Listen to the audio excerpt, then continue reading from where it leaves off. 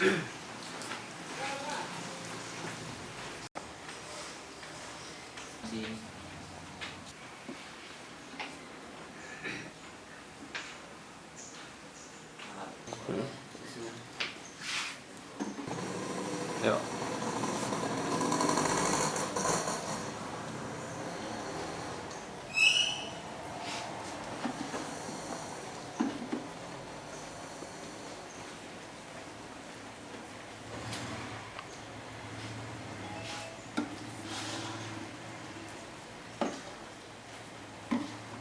Secara umum, madu itu bermanfaat selain untuk sumber energi, dia juga membantu untuk mempertahankan daya tahan tubuh dan meningkatkan stamina. Nah, kalau untuk perjenisnya, madu itu jenisnya A, madu kapuk, manfaatnya apa, madu lengkeng, manfaatnya apa, itu memang di Indonesia belum ada penelitian yang lebih dalam. Tapi secara umum kira-kira 3 hal tadi, sebagai sumber energi, untuk menjaga daya tahan tubuh, dan meningkatkan stamina, itu manfaat madu.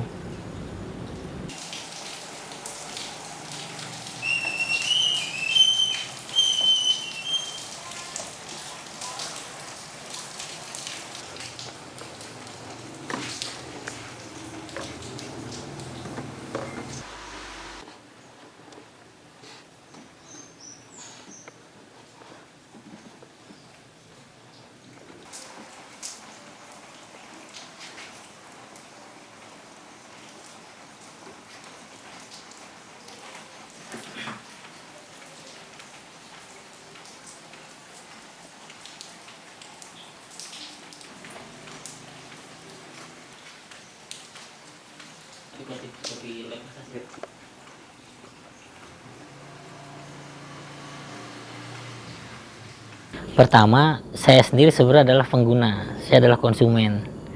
Nah, kemudian saya berinteraksi dengan seorang dokter yang memang menguasai, mempelajari, meneliti tentang madu, tentang produk-produk lebah. Akhirnya saya diperkenalkan dengan bisnis ini gitu. Jadi ketika awalnya saya beli untuk konsumsi sendiri, kemudian teman-teman ikut beli, ikut nitip, sampai akhir berpikir, teman-teman juga menyarankan, udah mulai bisnis aja, nanti kita ikut bantu jualin, ikut apa gitu ya. Sampai akhirnya saya mulai itu. Nah, itulah yang awalnya, selain saya konsumsi sendiri, saya bisa memastikan apa yang saya konsumsi, apa yang saya beriin ke teman-teman, itu produk madu yang bagus. Namanya usaha, itu semua diawali dari kecil. Karena tadi seperti saya bilang, beli, mungkin waktu itu baru kurang lebih beberapa jerigen kecil, mungkin 5 kilo, kemudian naik jadi 10 kilo, kemudian banyak lagi teman-teman nitip. Pokoknya awal itu saya jual kepada teman-teman dan keluarga dekat gitu. Nah, kemudian baru tuh mulai menyebar, teman-teman yang lain bercerita kepada keluarganya, kepada teman-temannya, akhirnya sampai sekarang. Penjualan, kami ada pemasaran melalui reseller, agen-agen. Ada juga pemasaran langsung curah, itu kepada pedagang-pedagang yang lain atau juga ke industri. Nah, selain kami sendiri mengemas dengan brand Gudang Madu, seperti itu.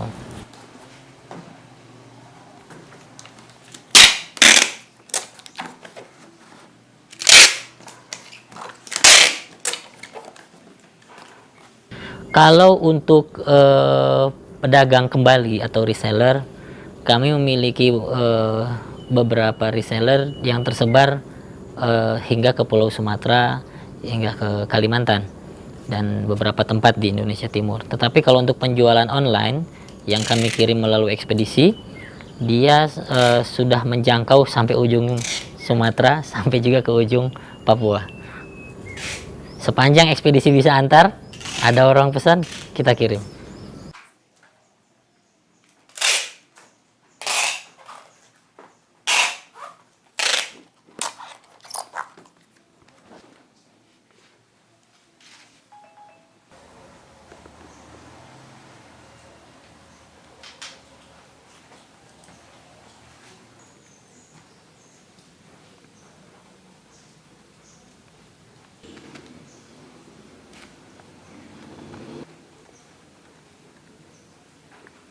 Harga per botol itu untuk ukuran yang paling besar, kurang lebih 700 gram, itu kisaran antara 100.000 sampai 115.000.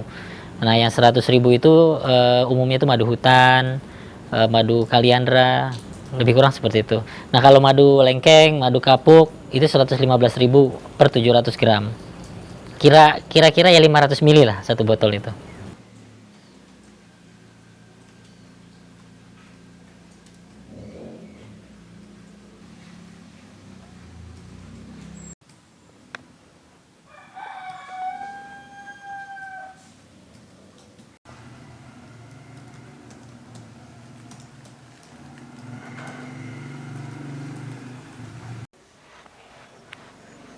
Namanya berbisnis itu pasti ada pasang surutnya, pasti ada juga jatuhnya, entah itu karena tertipu ya kan, entah itu karena salah perhitungan atau hal yang lain. Tapi kalau saya berpikir justru dengan jatuhnya, dengan turunnya, kita bisa melakukan evaluasi, kita bisa melihat lagi seperti apa, apakah sudah betul atau tidak, apa yang harus kita perbaiki. Nah, kalau berbisnis itu seperti orang menggali sumur sebenarnya. Dari lubang itu digali sampai ketemu mentoknya itu di mana, ya. Jangan sampai baru digali 5 meter sudah menyerah, padahal boleh jadi yang di bawahnya itu sekitar 1-2 meter lagi tuh mata air datang ada di situ. Jadi memang harus ulet, harus tekun, ya. Apapun dilakukan kalau dengan tekun, insya Allah hasilnya akan baik.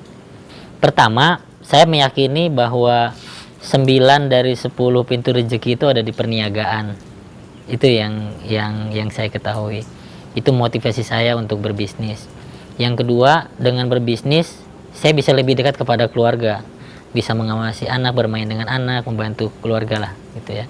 Nah, kemudian saya meyakini juga bahwa pedagang yang jujur itu akan sukses, tidak hanya di dunia, tentu sudah di akhirat. Nah, saya meyakini itu. Jadi berapapun stok madu yang ada, bagaimanapun kondisinya, kami selalu memastikan bahwa madu itu madu yang baik, madu yang murni, yang kami sajikan kepada pelanggan, apapun kondisinya.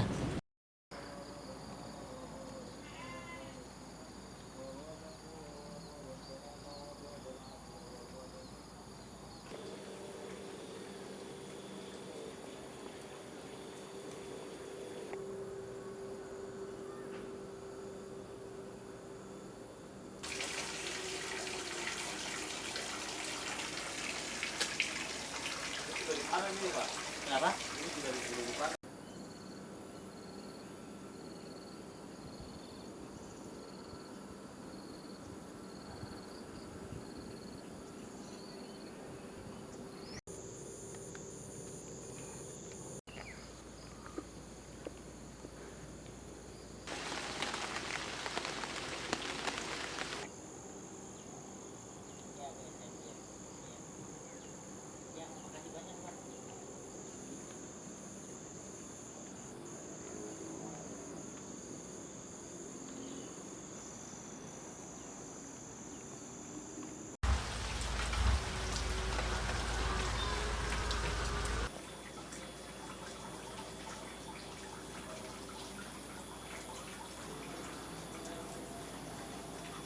Kita pojok dulu.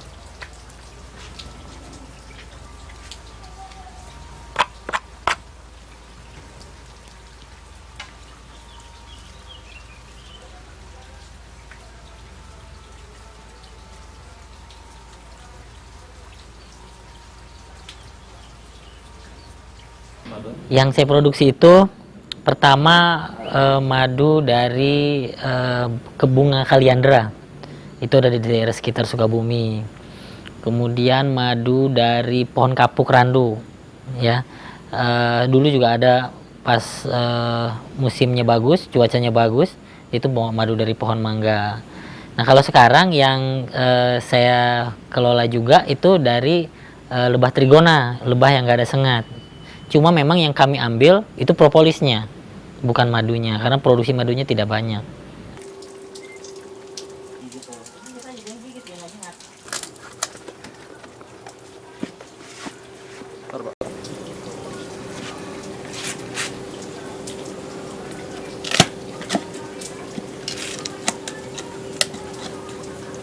Ini klaster telur ya. Ini telur, blok-blok telur. sini ada madunya.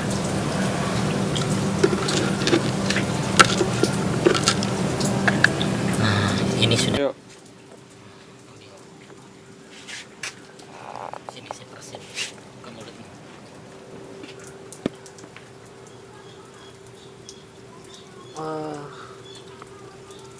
Kalau bunganya banyak banget sebenarnya, ini kan karena di sini banyak hama. Kan nanti dia nyasar pulangnya kalau nggak.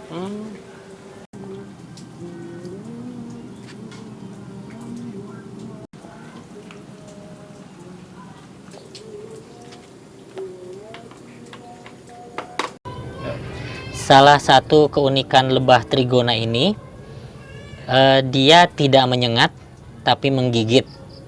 Nah, kalau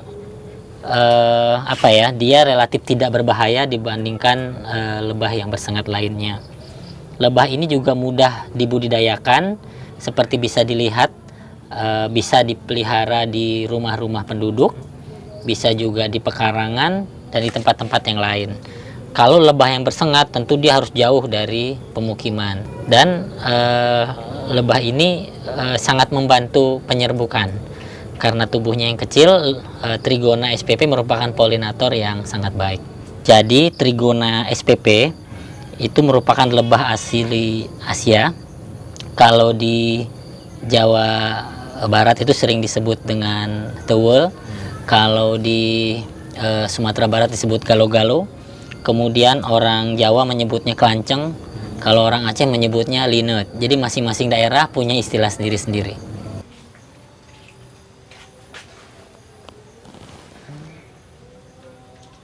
Kalau untuk budidaya, harus diakui dia memang perlu kerja lebih ekstra, gitu. Kerja lebih gitu.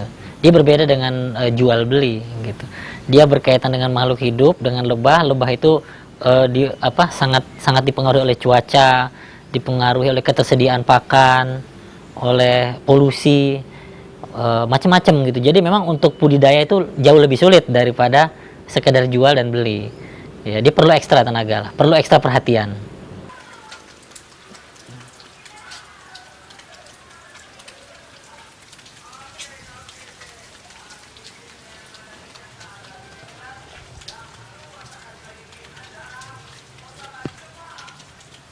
Minimal setahun sekali kami itu uji lengkap. Uji lengkap itu kalau kira-kira ada beberapa item dalam standar nasional madu itu. Diuji kadar airnya, diuji aktivitas enzimnya seperti apa, kadar sukrosanya bagaimana, glukosa dan lain sebagainya. Itu uji lengkap minimal. Nah, di lain waktu itu kita juga ada uji berkala yang kita perlukan. Misalnya, kita perlu tahu nih berapa kadar airnya kita uji, enzimnya kita uji. Tidak lengkap memang, tapi kita uji. Nah, kemudian juga kita pastikan tuh mulai dari hulu sampai hilirnya itu tetap kita awasi, ya, sehingga madu yang kita sajikan kepada pelanggan dia tidak berkurang sedikit pun mutunya.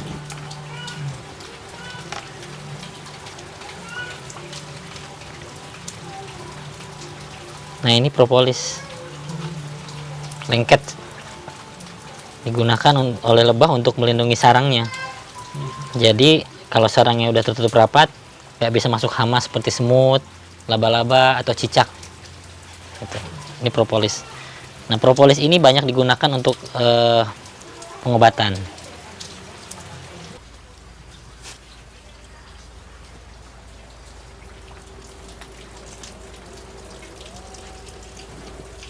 Keaslian madu, juga mutu madu memang tidak bisa dilihat dengan pengujian yang sederhana seperti yang berkembang selama ini. Rata-rata itu merupakan mitos keliru yang memang turun-temurun dipegang oleh masyarakat. Misalnya, madu yang murni itu adalah madu yang tidak didatangi semut. Sebenarnya tidak seperti itu. Karena di dalam madu itu terdapat gula buah alami atau fruktosa yang disukai semut. Ya. Seperti juga saya contohkan misalnya ada buah rambutan yang sangat manis, itu pun didatangi semut. Kemudian ada lagi anggapan bahwa madu yang bagus itu madu yang kalau digoncang-goncang meledak. Nah, itu madu yang sebenarnya sudah mengalami proses fermentasi. Kenapa? Karena kadar airnya terlalu banyak. Kadar airnya terlalu tinggi. Sehingga kalau udah fermentasi, dia akan meledak, kemudian rasanya akan semakin asam dari yang seharusnya, warnanya juga lebih gelap dari yang seharusnya. Nah, itu sebenarnya madu yang sudah menurun mutunya. Itu semua karena kekeliruan yang diterima, informasi yang diterima. Kemudian madu itu kalau di kulkas tidak membeku katanya gitu. Nah, kalau memang seperti itu ada benarnya. Tetapi sekarang kan sudah ditemukan cairan sirup fruktosa bikinan pabrik yang kalau dimasukin kulkas, dimasukin freezer sama juga, dia tidak beku. Nah, itu yang sering digunakan untuk campuran madu. Sirup fruktosa yang harganya 8.000 sekilo dicampur dengan madu, madunya 1 kilo, sirup fruktosanya 6 kilo, itu sudah murah kan, sudah bisa dijual dengan murah. Kalau dimasukin kulkas atau freezer sama saja gitu. Jadi menurut saya tidak ada cara lain sampai saat ini, belum ditemukan cara lain untuk menguji keaslian madu, untuk melihat kemurnian madu, kualitas madu, selain dibawa ke laboratorium.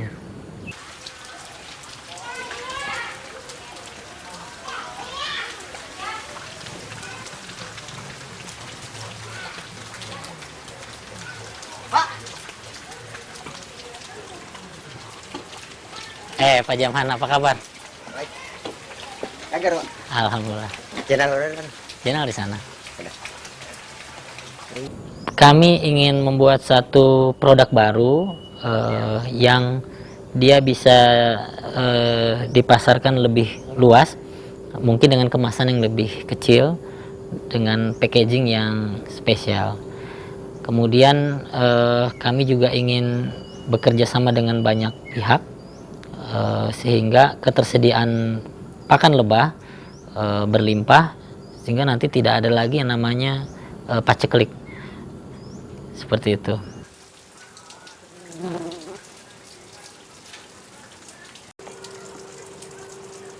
Maksudnya nggak perlu bibit ya Pak ya? Ini juga ada.